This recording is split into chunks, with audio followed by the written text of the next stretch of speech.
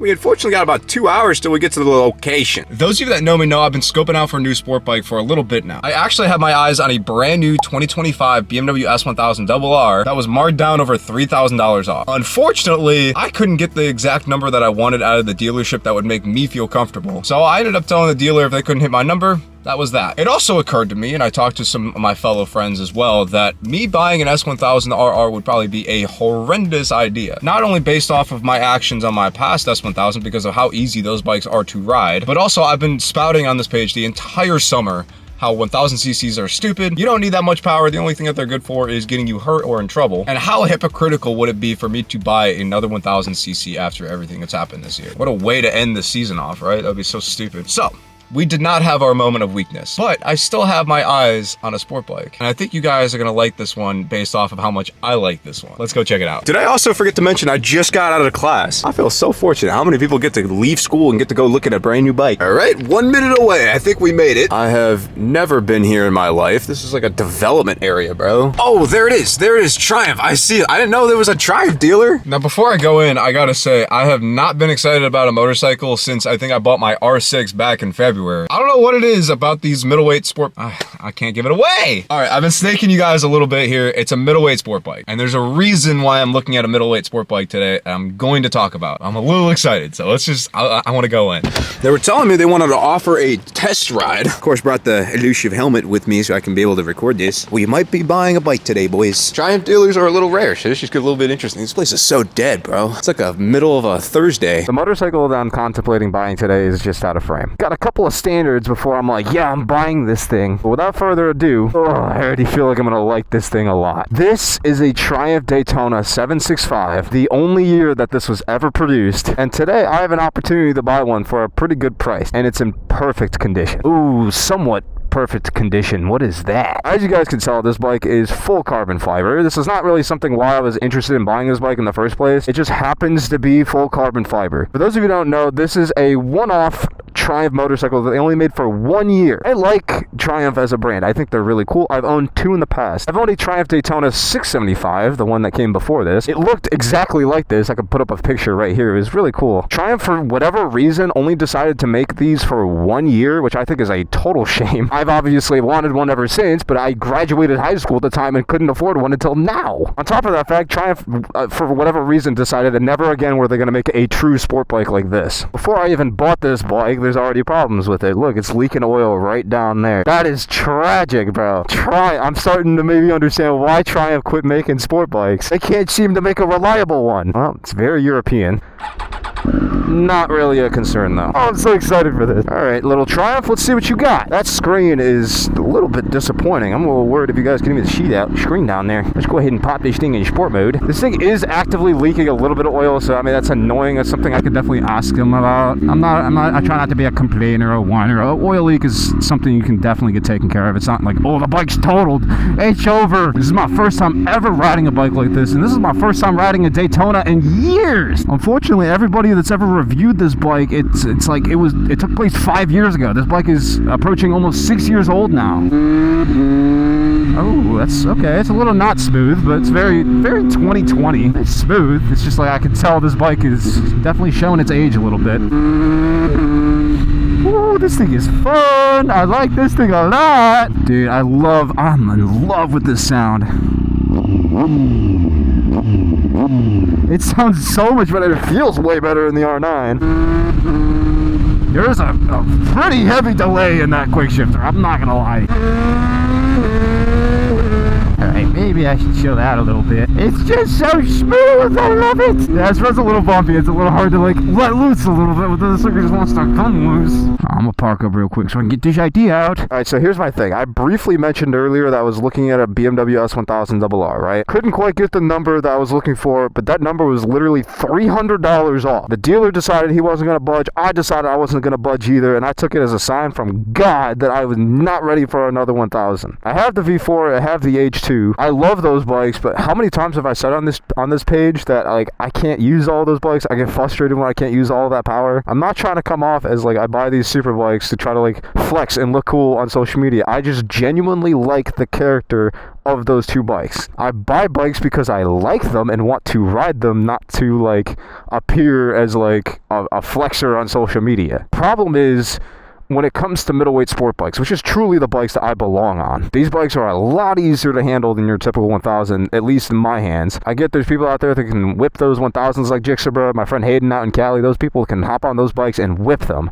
I cannot. This is my skill level. This is where my comfort is at. But looking for middleweight sport bikes like on the market is hard, bro. They don't exist. Think about the typical middleweight sport bike out there. Like my Yamaha R6, bro. Discontinued, by the way. I had to go out to Virginia to get a track version. Spend dozens of hours and time and money put into that bike to get it to operate on the streets. Okay, fair. I have the R6 now. I've had that for almost a year now. But where do I go after that? Okay, I got the R9. I got the R9 last spring. I've owned the R9 for quite a little bit. I put a ton of miles on that bike. Like riding that bike a lot. Very easy to control. I feel very comfortable on it. But now it's the point where it's like, I'm kind of like getting a little antsy. I kind of want to get another bike again. What else is there in terms of interesting middleweights? I tried the Ducati V2, admittedly. I think the Ducati V2 is like the R9 in that way, where it feels very utilitarian. Okay, what other middleweights exist? Gixxer 600? Okay, that thing's 20 years old at this point. Hasn't been updated in forever. Same with the 600RR from Honda in the United States. That thing hasn't been updated in forever. So when you take someone like me, and I feel like I'm a little bit better of a representation of the average person than someone like Jixabra. Like Jixabra is the exception, not the rule. When I try to go out of my way to look for interesting middleweight sport bikes, they just don't exist. For someone like Jixabra, he can run out and buy whatever 1000 he wants, and he's going to be able to hop on that thing and control it and be comfortable on it, and that's great for him. But for the majority of people out there, I would say, we're kind of left being screwed over. I don't care what kind of money I have to spend on an interesting middleweight, they just don't exist. And so take a bike like this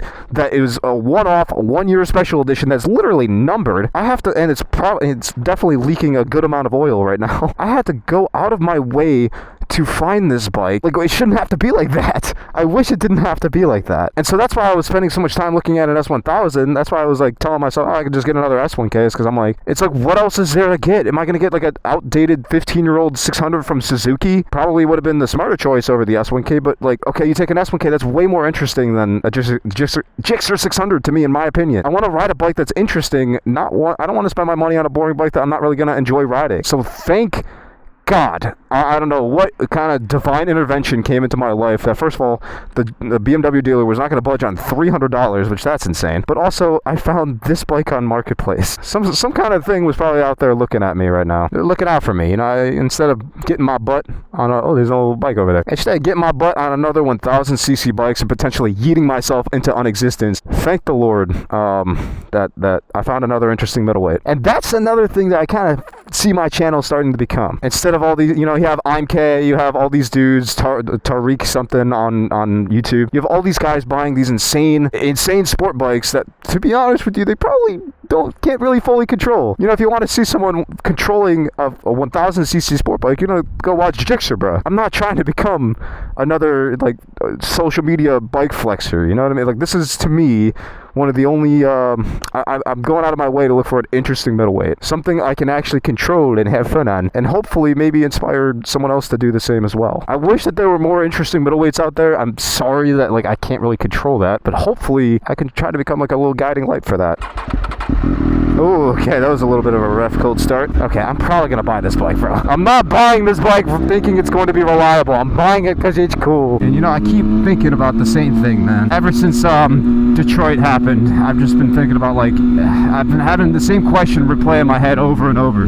Is what I'm doing helping people? Is what I'm doing the right thing?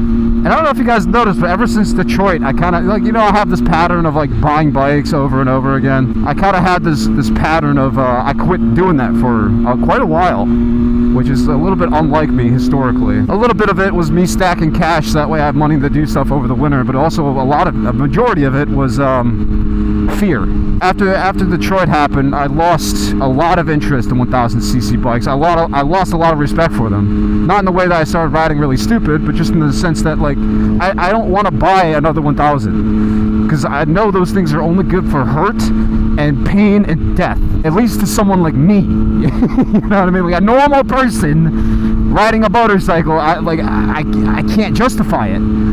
I own 2. I don't want to own any more than that. I only want to own the ones I own sometimes. And maybe this is just that divine force or mystical whatever vibes you want to call it. Maybe it's just that pushing me towards owning middleweight sport bikes. Maybe that's just kind of what like my little niche is becoming. Is not so much the crazy viralness of a 1000cc sport bike doing crazy stuff. You know, Jixabra popping a wheelie on a Ninja H2. You know, some Brazilian kid doing a nooner on a BMW S1000. You know, that content exists. It's out there.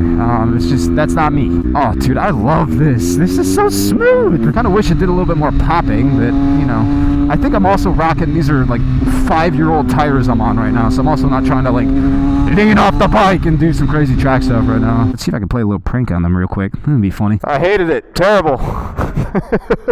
All right, we're gonna go get the money. I'm so excited. Can't believe we might be buying, or we are buying a brand new sport bike today. I'm so excited. This is sick. Well, your boy cracked his phone running into the bank to grab the check. It's just the screen protector, don't worry. When I get excited for a bike, I keep telling you guys, this is my whole life. I live and breathe motorcycles. This is my whole thing. When I get excited, I get a little excited. What can I say? Especially for a bike so reasonably priced, bro. 11.5. That's so doable for what that bike is. So I was low-key snaking you guys the whole time. Finally, I am the owner of a Triumph Daytona 765s, and as always, buying a bike is always a little bit chaotic. This time is a little bit special, as in I got like a random group of guys showed up that live around Toledo, like around this area. They showed up and I got a little group to ride with, so this is sick. And trying to find neutral on the Ducati, it's gonna be rough. Thank you, appreciate your help.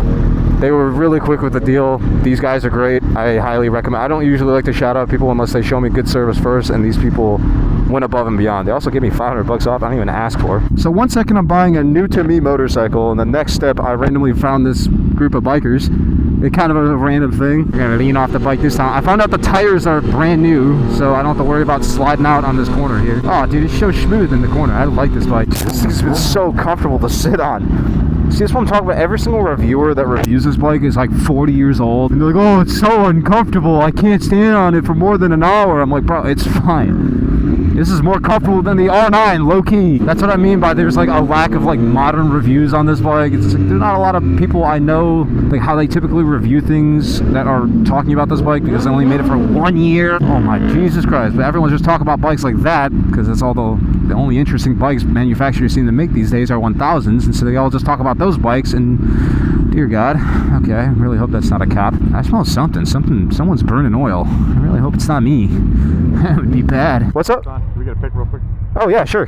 Want me to take my helmet off, or you want a helmet on? Helmet on. Okay. It's just kind of cool to see like a very familiar set of group of guys. It's just a bunch of dudes that really like motorcycles, and it's just, time and time again, we kind of proved on this page how easy it is to kind of just meet people, and the bikes make it easy. You find a group of guys with very common interests, and we all just kind of get along because we all love motorcycles. And now we're gonna get some tacos. I'm hungry. It's gonna be a cold fucking ride home, bro. They're my DRLs, it's fine. I almost bought one of these today. Really? Almost. I think we made a good choice. Alright, I'm gonna go swing this up to the front because the one girl asked me to. So I'll just meet you guys up there. She's like putting her hand. What? Fucking, I got a video right here. What was that about? Alright. You wanna sit on it? Yes. No, just take a fucking picture. Alright, hold on, I got a picture. Thank you so much. The pleasure meeting you. You too, thank you. Dude, these people are, I didn't realize it's such a busy like intersection. These people are probably pissed. Yeah, whoops. I didn't really think this through. Oh, it's gonna be a brutal ride home, bro. I probably should have told them not to show off, just in case they tried to.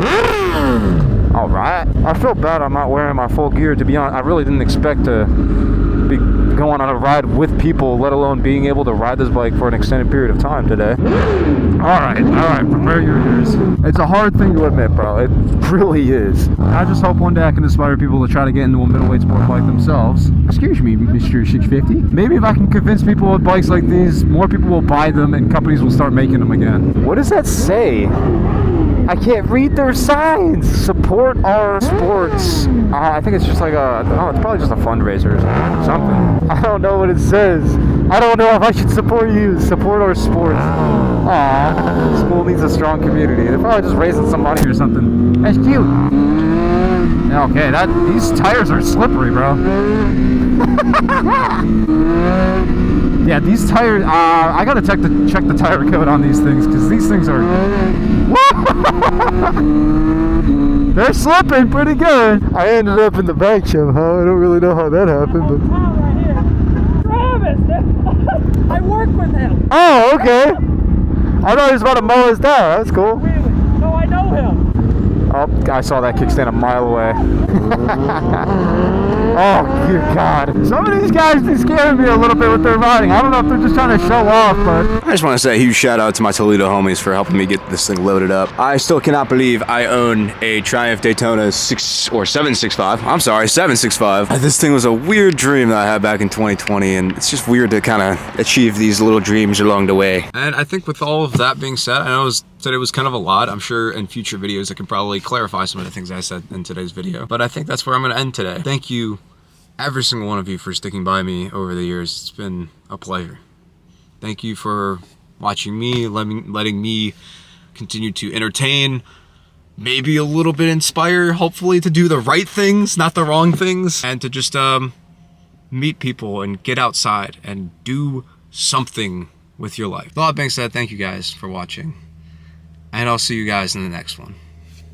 Bye-bye.